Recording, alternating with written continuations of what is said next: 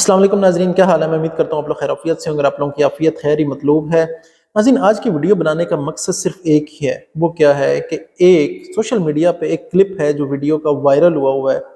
وہ یہ ہے کہ ایک کوئی نیوٹریشنسٹ ہیں، وہ کسی ٹی وی شو میں بیٹھی ہوئی ہیں اور وہ ان سے سوال کیا جاتا ہے کہ کیا چائے کو دوبارہ گرم کر لینا چاہیے یا نہیں کرنا چاہیے۔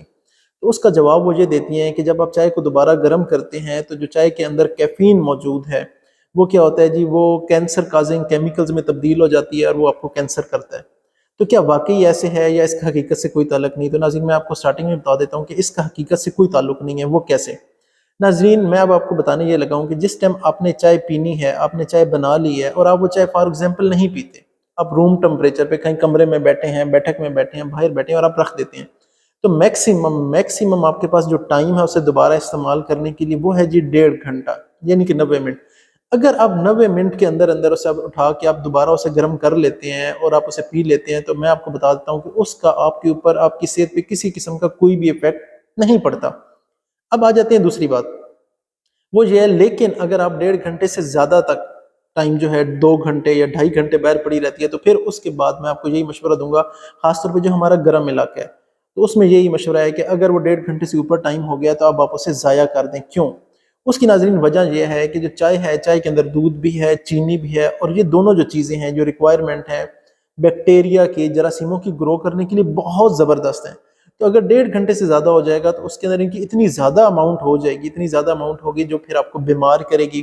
اس میں آپ کے پیٹ میں مروڑ بھی اٹھ سکتا ہے، آپ کو پیچس بھی لگ سکتے ہیں، آپ کو الٹی بھی آ سکتی ہے اور آپ کو بدہضمی کا مسئلہ بھی بن سکتا ہے۔